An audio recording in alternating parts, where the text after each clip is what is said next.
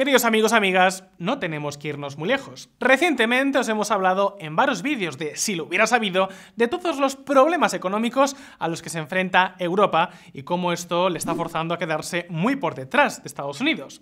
Por ejemplo, es posible que recordéis este gráfico que ya hemos compartido alguna vez con todos vosotros. La diferencia, como veis, es cada vez mayor. Y ahora, para colmo, tenemos noticias como esta. La economía de Estados Unidos ampliará su ventaja sobre la europea, según el FMI. Pero no se trata solo de la economía, la productividad y el empleo. Las propias bolsas del viejo continente han sido y siguen siendo un fiel reflejo de esta situación. Por supuesto, como os podéis imaginar, esto no es casualidad. El beneficio por acción de las empresas del S&P 500 ha sido del 7,3% durante la última década, prácticamente el doble que el crecimiento del beneficio por acción de las empresas europeas.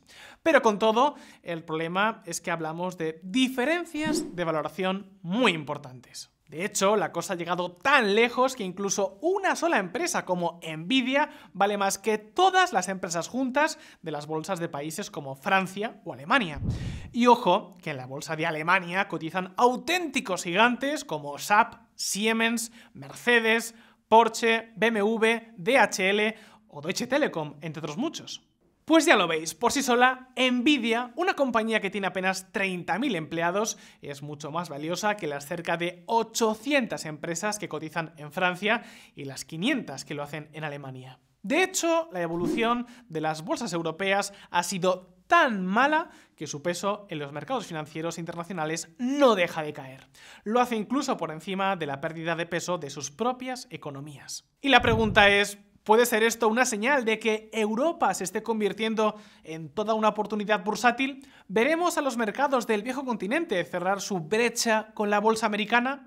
Pues ahora mismo vamos a intentar responder a estas y otras preguntas. Amigos, amigas, bienvenidos a Si lo hubiera sabido. ¡Arranquemos!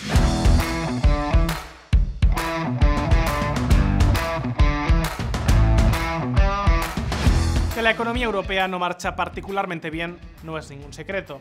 Tras la pandemia y el impacto de la guerra de Ucrania, la diferencia entre Estados Unidos y Europa se ha disparado. La potencia norteamericana tiene hoy un PIB casi un 9% superior a los niveles previos a la pandemia. En Europa, el incremento ha sido de apenas el 3,4%. Hablamos de una diferencia de más de 5 puntos en muy poco tiempo que se explica en gran medida por esto. Fijaos.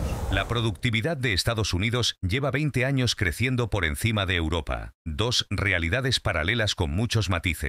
La productividad en Estados Unidos ha crecido un 8,4% en los últimos 20 años, frente a poco más del 1% de Europa. Para colmo, en este 2024 probablemente vivamos todo un punto de inflexión en la historia europea. Queridos amigos, amigas, este año puede comenzar ni más ni menos el declive de la población europea. Hablamos del único continente que ya está perdiendo habitantes en edad de trabajar y que en 2024 verá cómo comienza a caer. Lo que por supuesto es una pésima noticia para la actividad económica y para los resultados empresariales. Pensadlo bien, que la población en edad de trabajar se reduzca es un problema. Con menos gente trabajando y emprendiendo habrá menos posibilidades de que nazcan grandes negocios capaces de dinamizar las economías nacionales. Muchas infraestructuras y muchos servicios operarán con tarifas más altas, básicamente porque tendrán menos clientes. Y por supuesto, tarde o temprano, las empresas se enfrentarán a niveles de consumo más pobres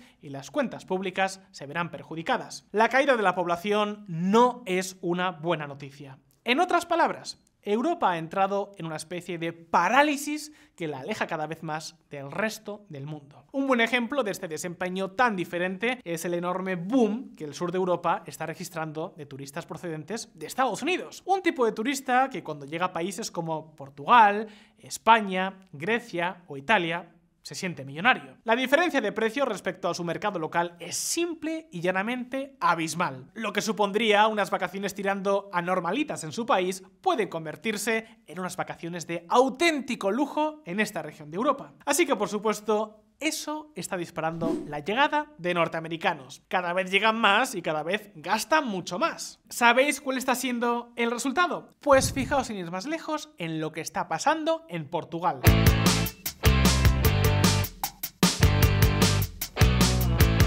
En este país, como os podéis imaginar, el turismo es una actividad absolutamente clave. Pues bien, los estadounidenses acaban de superar a los españoles como el mayor grupo de turistas extranjeros. Gracias a ello, el PIB luso creció casi un 8% entre 2019 y 2024, en comparación con menos del 1% de Alemania. Son datos del Fondo Monetario Internacional.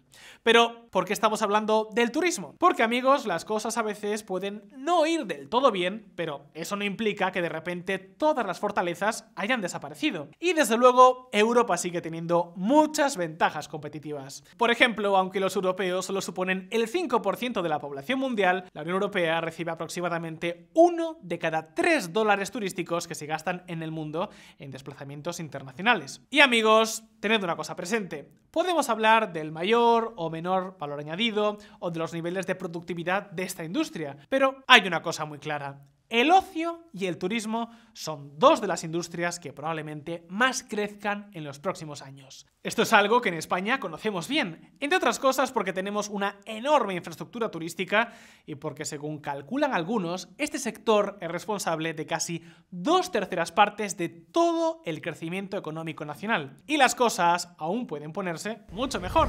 Bankinter prevé en 2025 un potencial del 17,4% para la bolsa española, al filo de los 13.000 puntos. Pero no solo podemos hablar del turismo. Si hablamos, por ejemplo, del sector industrial, lo cierto es que algo muy parecido podríamos decir del corazón de Europa. A veces lo olvidamos, pero entre Francia, el norte de Italia, Alemania y Polonia tenemos una de las mayores regiones industriales del mundo. Una de las más grandes y también una de las más competitivas. Pero aún más, fijaos atentamente en este gráfico. Como podéis ver, por primera vez en varios trimestres, el crecimiento de Europa no solo ha repuntado, sino que se ha aproximado mucho al de Estados Unidos. Y las previsiones para los próximos trimestres pueden ser mejores de lo que se piensa. Creemos que la combinación de un mercado laboral sólido, aumentos salariales comparativamente fuertes y una inflación más baja en comparación con el año pasado, finalmente conducirá a una recuperación moderada del gasto de los consumidores en los próximos trimestres. Es decir, que las cosas pueden ir mal, pero no tan mal como parece indicarnos el mercado. Y precisamente por eso, porque Europa sigue teniendo ciertas ventajas competitivas y porque hay una divergencia grande entre mercados y economía, el castigo bursátil puede haber ido demasiado lejos.